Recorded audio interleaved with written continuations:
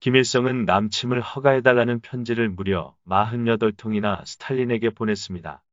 그때마다 거절했던 스탈린이 갑자기 생각을 바꾸게 된 동기는 무엇이었을까요? 그 비밀을 밝혀보겠습니다. 6.25 남침 결정의 결정적 정보를 제공한 영국 첩자들. 베누나 프로젝트. 스탈린의 거절. 1991년 소련이 무너진 뒤 러시아 정부가 관련 자료를 공개하면서 한국 전쟁의 진상이 드러나게 되지만 그 가운데서도 결정적인 증거는 김일성과 스탈린 사이의 대화 녹취록이다. 1949년 3월 5일 김일성은 박헌영 등 17명을 대동하고 모스크바를 방문한다. 러시아 연방 외교정책문서 보관소에 보관된 녹취록에 따르면 3월 7일 스탈린을 만났을 때 김일성은 이런 말을 했다. 스탈린 동지, 지금은 군사적 수단으로 나라 전체를 해방시킬 필요가 있고 또 그럴 수 있는 상황이라고 봅니다. 남조선 반동 세력은 평화 통일에 절대 찬성하지 않고 자기들이 이북을 공격할 힘이 생길 때까지 나라의 영구분단을 획책할 것입니다. 지금이 우리가 우리 손으로 솔선수범할 최적의 기회이디요.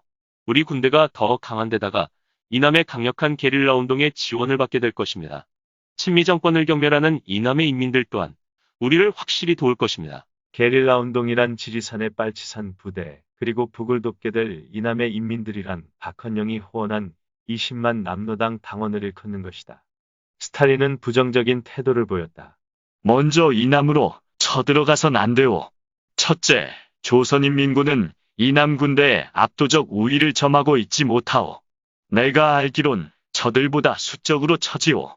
둘째, 이남에는 아직 미군이 있는데 쳐들어가면 개입할 것이오. 셋째, 미소 간의 38선 협정이 발효 중인 것을 잊어선 안 돼오. 우리 측이 협정을 깨면 미군이 개입할 이유가 더 많아지게 되는 거요. 그러자 김일성이 반박했다. 기럼 가까운 장래에 조선을 통일할 기회는 없다는 말씀입니까? 우리 인민은 다시 한번 일치단결하여 반동 정권과 그들 미국 상전의 멍에를 벗어버리기를 학수고대하고 있습니다. 스탈린이 말했다. 적이 침공의도를 갖고 있다면 조만간 침공해 올 것이오. 그런 공격이 있을 때 당신은 반격을 가할 수 있는 좋은 기회를 맞게 될 것이오. 그렇게 한다면 누구나 당신 행동을 이해하고 지지하게 될 것이오. 스탈린은 김일성의 남침 요청을 승인해주지 않았다. 종래 일각에서 제기되었던 한국전쟁의 북침설이나 스탈린의 남침 주도서를 뒤엎는 기록인데 이는 이제 역사를 위해 진실을 이야기하겠다. 전쟁은 김일성 동지가 개시하였고 스탈린과 많은 사람들이 지원했다고 진술한 크루시초프의 회고록 내용과도 일치한다. 스탈린이 김일성의 요청을 거절한 이유에 대해 크루시초프는 미국이 두려웠기 때문이라고 말했다. 실제 스탈린은 이 전쟁이 미소 간의 직접 대결로 발전할 수도 있다는 점을 깊이 인식하고 있었다. 여차하면 전면 핵전쟁으로 번질 수도 있는 상황을 스탈린도 원치 않았다. 스탈린의 번복. 그로부터 반년이 지난 1949년 9월 3일 김일성의 개인 비서였던 문일이 평양의 소련 대사 스티코프를 찾아와서 김일성의 말을 전하고 갔는데 그 내용은 스티코프가 소련 외상 비신스키에게 보낸 암호전보문에 다음과 같이 적혀 있다. 9월 3일 김일성의 개인 비서 문일이 나를 찾아와 김일성의 지시로 전한다면서 조만간 남한은 38선 이북에 위치한 옹진반도를 점령하고 동시에 해주시에 시멘트 공장을 폭파할 계획이라는 믿을만한 정보를 입수했다고 말했습니다.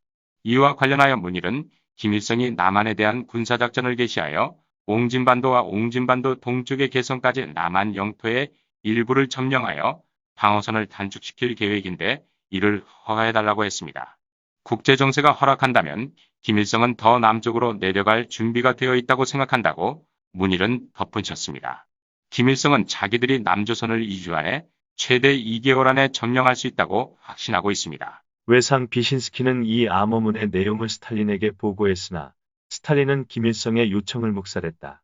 그러나 김일성은 그 후로도 계속 남침 허가를 스탈린에게 요청했는데 그런 내용이 담긴 전보만 모두 48통이 러시아 연방 대통령 문서보관소에 보관되어 있다고 그곳을 조사 연구한 미국의 한 사학자는 자신의 연구 논문에서 밝혔다. 이 또한 북침설이나 스탈린의 남침 주도서를 주장한 그간의 학설들을 뒤엎는 분명한 물증이다.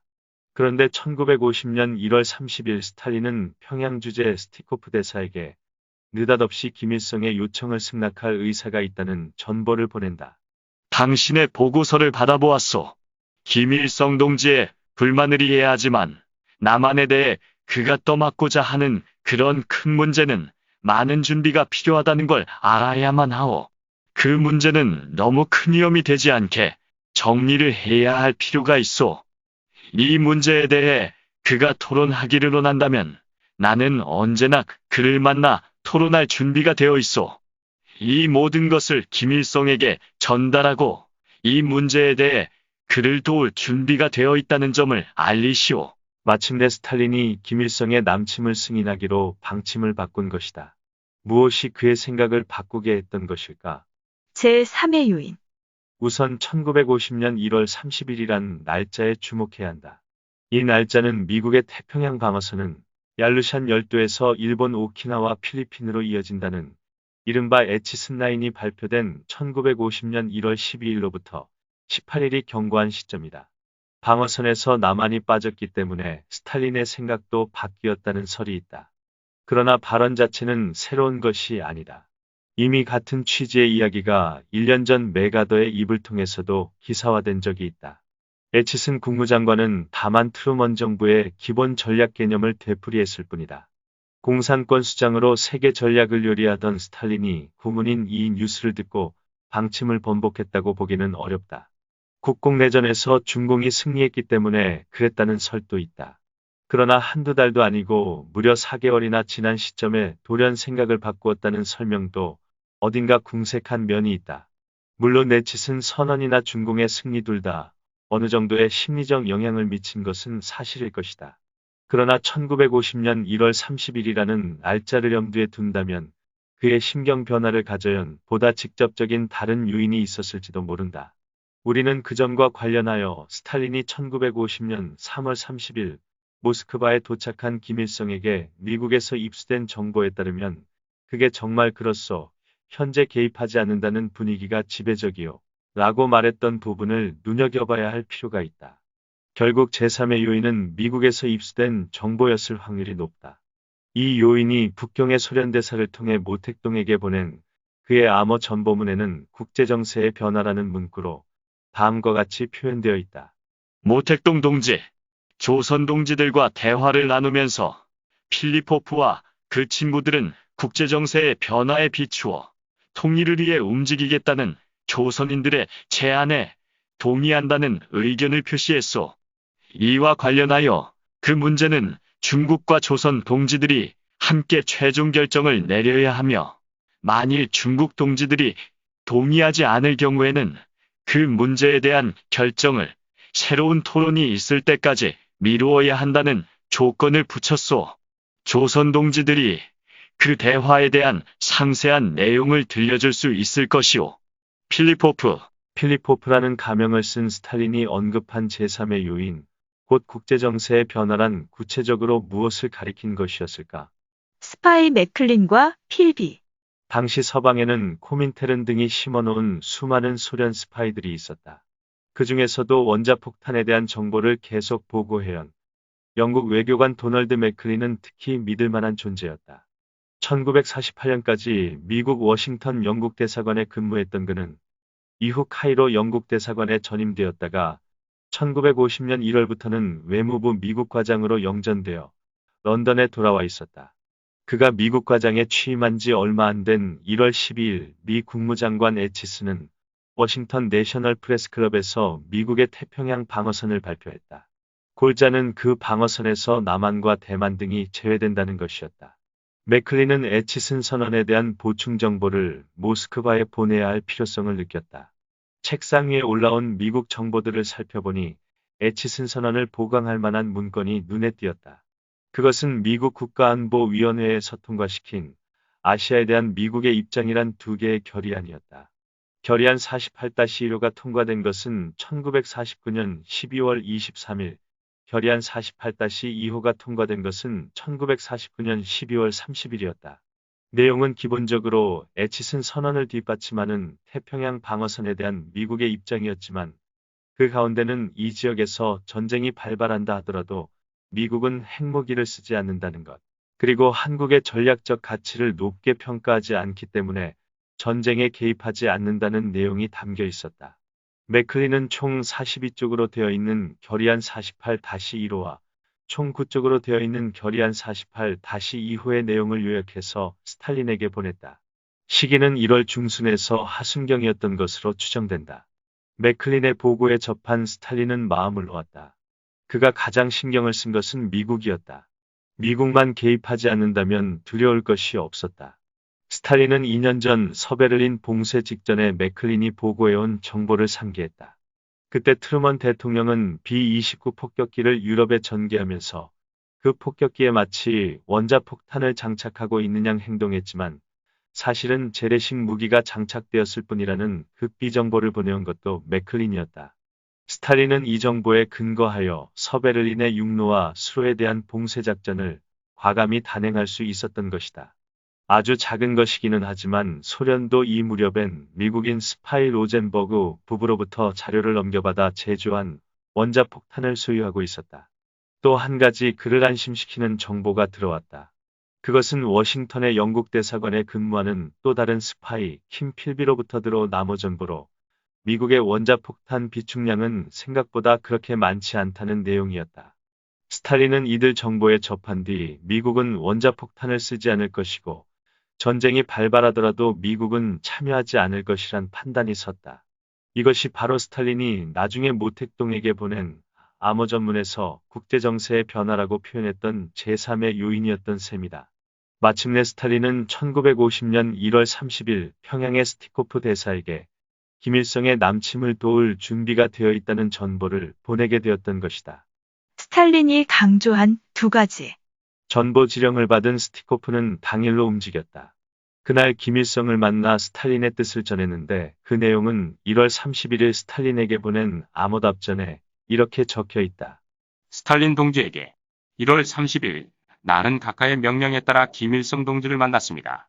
지난 1월 17일 박헌영 외무상 집무실에서 점심을 하는 동안 나눈 대화에 대해 언급한 뒤 나는 각하가 내린 명령의 첫 번째 포인트의 내용을 정확히 전달했습니다. 김일성은 내 말을 듣고 매우 기뻐했습니다. 각하께서 그의 제안에 동의하고 그를 이 문제에서 도울 준비가 되어 있다고 한 말이 특히 강한 인상을 준 것 같습니다. 김일성은 분명 자기 자신에게 한 번 더 다짐을 두고 싶었던지 그 문제로 스탈린 동지를 만날 수 있다는 말이냐고 내게 물었습니다. 나는 이 통신문을 보면 당연히 스탈린 동지가 당신을 맞을 준비가 되어 있다고 대답했습니다. 나아가서 김일성은 회합을 준비하겠노라고 말했습니다. 1950년 1월 31일 스티코프 마침내 김일성은 1950년 3월 30일 박헌영을 대동하고 모스크바에 도착했다. 그리고 4월 25일까지 거의 한 달간이나 모스크바에 머물렀는데 그들이 만나 토의한 회의 기록은 아직까지 발견된 것이 없다. 그러나 이들의 회의 내용을 추정해 볼 수는 있는데 이때 스탈린이 김일성에게 강조한 것은 두 가지로 그중 하나는 표면적인 소련의 참전이 없을 것이라는 점이었다. 스탈린은 김일성을 돕기로 했으면서도 한편으로는 미국의 개입을 여전히 불안하게 생각하고 있었는데 이 점이 흐루시초프의 회고록에는 이렇게 표현되어 있다. 나는 스탈린이 당시 국방인민위원이었던 불간인을 불러 북한 내에 우리 고문단 전부를 소환하라고 명령했을 때 그 자리에 있었다. 나는 불만이었다. 이러한 조치는 우리 장교가 한 명이라도 생포되어 그것을 빌미로 미국이 우리의 전쟁 개입을 비난하게 될까봐 두려웠기 때문에 내려진 것이라고 생각한다. 스탈린이 그날 강조했던 또 하나의 포인트는 지원군이 필요하게 될 경우 소련이 아닌 중국에 기대라는 점이었다고 캐스린 웨더스비 교수는 지적했다. 이에 따라 김일성은 스탈린과의 회동을 끝낸 1950년 4월 말 북한으로 돌아가는 길에 베이징에 들러 모택동을 만났고 거기서 지원 약속을 받아냈다는 것이다. 그러나 하오 유판, 자이 지아이 등 중국 문제 전문가들은 그 시점에 중국 지도부는 김일성의 남침 계획 자체를 몰랐다고 주장한다. 어느 것이 옳은지 모르겠다. 김일성은 모택동을 만난 뒤 평양으로 돌아갔다. 그리고 얼마 후 전쟁은 예정된 시간에 터졌다. 중공군의 개입. 2차 대전 시기의 블리츠크리크였다. 북한군은 남한을 재빨리 석권했다. 공격이 시작되면 내란이 일어나서 이승만 정부가 무너질 것이라던 김일성의 예언은 유감스럽게도 실현되지 않았다. 북한군이 밀고 내려가면 이승만과 그 정부가 제거될 줄 알았던 것이다. 처음에 김일성의 예언은 들어맞는 것처럼 보였다. 남한 정부는 불안정했고 그 자신이 방어할 능력도 없었다. 저항도 보잘것없었다. 북한군은 파죽지세로 낙동강까지 밀고 내려갔다. 그러나 그들의 대세는 거기까지였다. 한미연합군은 1950년 8월 초부터 9월 중순까지 낙동강과 중동부 지역에 총 240km에 걸친 방어선을 구축하고 북한군을 필사적으로 막아냈다. 마침내 유엔군 총사령관 메가더는 인천 상륙작전을 강행하여 전세를 일거에 역전시켰다. 9월 30일 국군이 38선을 넘어 북으로 진격하고 다음날 메가더가 김일성의 무조건 항복을 요구하는 최후 통첩을 바라자 10월 2일 중국 공산당 정치위원회를 긴급 소집한 모택동은 팽덕회를 사령관으로 하는 의용군을 조선에 파병하기로 결정한다. 회의 직후 모택동은 스탈린에게 이 결정을 알리며 우리는 중국 군대를 한국에 파견해 미군과 싸우기로 결정했기 때문에 이 문제를 풀 수 있어야만 하오.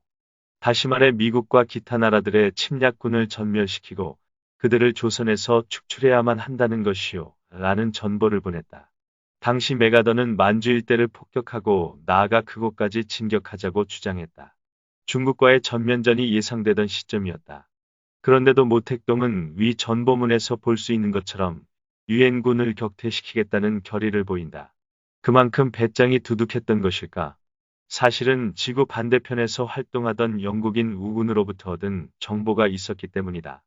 그들이 스탈린에게 제공한 미국의 기밀 정보가 다시 모택동에게 전달되었던 것이다. 정보의 내용은 메가더의 호언과 달리 트루먼 대통령과 미 합참본부는 한국 전쟁을 제한전으로 규정하고 압록강 이북으로는 진격하지 않는다는 방침을 확정했다는 것이었다. 따라서 중공군이 대기 중인 만주는 안전지대로 남게 되었다는 것을 미리 알게 된 모택동이 자신감을 갖고 의용군을 내려보내게 되었던 것이다.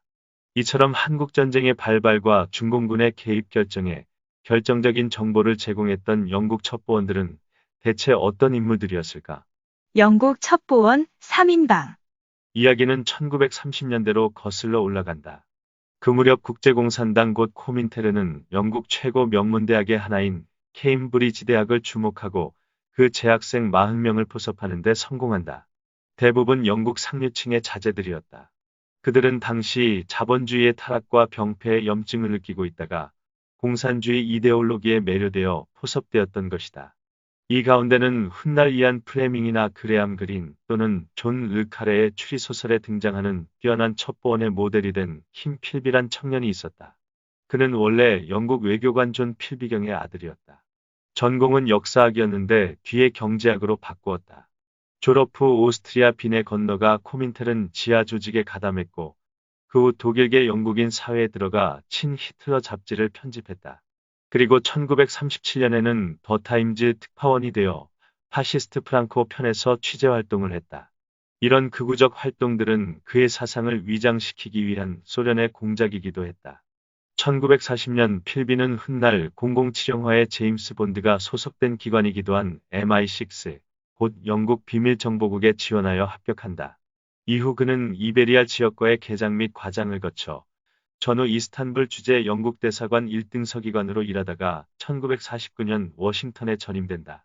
워싱턴 영국 대사관에는 그보다 2년 전 부임한 대학 동창 가이 버제스가 있었다. 그는 필비보다 한 직급 아래인 2등 서기관이었다. 둘은 반갑게 만났고 워싱턴 네브라스카 애비뉴 4100번지의 집을 얻어 위층은 필비가 쓰고 지하실은 버제스가 쓰며 같은 집에서 생활하게 된다. 필비보다 한 살 위인 가이 버제스는 사령관 말콤 버제스의 아들이었다. 그는 로커스파크 예비학교를 나와 케임브리지 대학에 진학했다. 역사학 전공이었는데 성적이 뛰어나 장학금을 받았고 1933년부터는 대학원도 다녔다. 재학 중 엘리트 비밀 결사체인 케임브리지 사도에 가담하면서 소련 첩자가 되었다. 졸업 후 더타임즈 기자를 거쳐 필비보다 먼저 비밀정보국에 들어갔고 다시 외무부에 근무하는 등 살아온 경로가 필비와 똑같다. 그는 영국 노동당의 헥터 맥닐 의원이 외무장관에 임명되면서 그 비서로 일할 때 장관 책상에 올라오는 주요 문서를 밤마다 사진 촬영하여 KGB에 보냄으로써 소련 측에 큰 공을 세웠다. 워싱턴에 부임한 필비는 영국 비밀정보국의 대표로 FBI 및 그의 새로 창설된 CIA의 연락중재 역할을 맡게 되면서 최고 기밀에 접할 수 있는 위치가 되었다. 그는 자신의 직책을 이용하여 1950년 1월 스탈린에게 미국 내 원자폭탄 비축량이 그리 많지 않다는 정보를 보낼 수 있었다. 한국전쟁이 북한군은 터지자 선제 그는 타격 한국전의 유엔군의 일원으로 참가한 영국과 영연방의 정보 연락관으로서 메가더 사령부와 펜타곤 사이에 오가는 작전 통신문을 접할 수 있었다. 그래서 메가더 군대의 움직임에 대한 정보를 모스크바로 보냈고 모스크바는 이 정보를 즉시 북경에 전달했다. 후에 메가더는 중공군이 자기들의 계획을 미리 알고 있었던 것 같다는 의심을 하곤 했는데 이는 사실이었던 것이다. 그런데 그의 활동에 문제가 생겼다. 그것은 미 수사기관이 워싱턴 영국 대사관에서 원자폭탄에 대한 비밀을 소련에 타전한 호머라는 암호명의 직원을 발견하고 그 조사를 영국 정부에 의뢰했다는 점이다. 필비는 이 첩자가 외무부 미국 과장으로 있는 도널드 맥클린이라는 것을 직감했다. 필비보다 한 살 아래인 도널드 D. 맥클린은 영국 하원 원내 총무를 지낸 자유당 당수 도널드 맥클린경의 아들이었다. 그레샴 중고교를 나와 1931년 케임브리지 대학에 진학한 그는 현대 언어를 전공했다. 대학 2학년 때 모스크바에 건너가 공산당에 가입했고 4학년 때는 대학 선배인 앤서니 블런트의 권유에 따라 소련 첩자가 되었다. 졸업 후 공무원 임용시험에 합격한 맥클린은 1934년 런던 외무부에서 근무를 시작하여 1944년부터는 워싱턴 주재 영국 대사관의 2등서기관으로 근무하면서 원자폭탄 개발 합동정책위원회 사무총장이 되었다. 이 기간 동안 그는 영미 정상 간의 오고 간 통신문이나 정책 발전에 대한 기밀을 스탈린에게 보고했다. 그래서 스탈린은 얄타 회담, 카이로 회담, 포츠담 회담에 나갈 때 영미순회의 보관을 미리 알고 나가 협상을 유리하게 끌고 나갈 수 있었다. 또 1950년 영국 외무부 미국 과장으로 있을 때는 앞서 언급한 미국의 신아시아 정책에 대한 기밀을 스탈린에게 알려줄 수 있었던 것이다. 이후 소련 첩보를 담당하던 FBI 요원 로버트 램피어가 호머라는 암호명을 사용하던 그의 주변으로 수사망을 좁혀오기 시작했던 것이다. FBI는 어떻게 맥클린의 존재를 추적할 수 있었던 것일까? 베누나 프로젝트. 그 시작은 스탈린에 대한 불신에서부터 비롯되었다. 독일이 독소 불가침 조약을 파기하고 발칸반도로 진출함에 따라 스탈린은 1941년부터 연합군 편에 서게 되지만 미 육군 정보참모부의 부책임자 카터 W. 크라크 준장은 스탈린을 믿지 못했다. 그래서 1943년 2월 1일 육군 신호정보국으로 하여금 미국과 소련 사이에 오간 약 3,000개의 교신 기록을 은밀히 해독 분석해보라는 지시를 내렸다. 이 작고 매우 비밀스러운 프로그램의 이름이 바로 베노나 프로젝트였고 거기서 얻은 결과물이 베노나 문서였다. 국가안보국의 전신인 신호정보국의 이 프로젝트에 투입된 사람은 에크론 대학 언어 강사로 수개 국어를 구사하던 메레디스 가드너 등 몇 사람이었다. 작업은 매우 더디었다. 특히 KGB 교신 기록은 이중암호를 사용하여 그 뜻을 부분적으로나마 알아내는데 2년 이상 걸렸다. 1947년 5월 수석 분석관 메레디스 가드너가 KGB 교신 기록 2개를 해독해내면서 거기 적힌 단어가 지시대명사란 것을 알아내는데 가령 미 대통령은 두목, 샌프란시스코는 바빌론, 육군부는 조병창, 국무부는 은행, 원자폭탄 개발 계획을 가리키는 맨해튼 프로젝트는 거대라는 식이었다. 1948년부터 영국 정부와 FBI가 합류하게 되면서 해독 작업은 점점 더 진전되어 갔다. 1950년 가드너는 호머라는 영국 대사관 직원의 암호명을 밝혀냈고 킴 필비는 그에 대한 조사협조 의뢰를 받았다.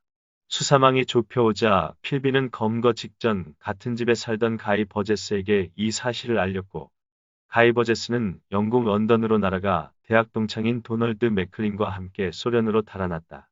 두 외교관의 실종은 커다란 뉴스가 되었고 FBI와 CIA는 달아난 도널드 맥클린 가이 버제스를 기초로 하여 제3의 인물이 킴 필비라는 결론에 도달했다. 필비는 1952년 조사를 받았으나 자신은 영국 MI6의 허락하에 이중간첩 역할을 했다고 방어하여 살아남았고 1956년에는 MI6의 알선으로 옵저버지의 베이루트 특파원이 되기도 했다. 이들 세 사람 모두 케임브리지 대학 출신이었기 때문에 언론에서는 케임브리지 3인방으로 불렀고 여기에 앤서니 블런트 존 캐런 크로스를 합쳐 케임브리지 5인방으로도 불렀다. 1963년 필비 또한 소련으로 탈출한다. 2년 뒤 그는 소련 최고 훈장인 적기 훈장을 받았다. 그리고 1988년 76세의 나이로 죽었는데 2년 뒤에는 그의 초상화가 실린 기념우표가 발행되기도 했다. 먼저 소련으로 달아난 가이 버제스는 1963년 알코올 중독으로 52세의 나이에 모스크바에서 사망했고 도널드 맥클리는 1983년 심장마비로 69세의 나이에 역시 모스크바에서 죽었다. 그리고 그들이 신봉하던 공산주의도 몰락한 지금 돌이켜보면 이념이나 신념에 의한 것이었다곤 해도 자기들과 아무 상관도 없는 지구 반대편의 한민족에게 엄청난 비극을 가져다 준 일에 일조한 대가로 객지에서 생을 마감할 수밖에 없었던 그들의 이념이나 신념은 대체 무엇을 위한 이념이나 신념이었을까? 이번 이야기를 재미있게 들으셨다면 좋아요와 구독을 눌러주세요. 그리고 시대가 총살한 두미녀 간첩과 천재 시인 이마의 비극도 꼭 들어주세요.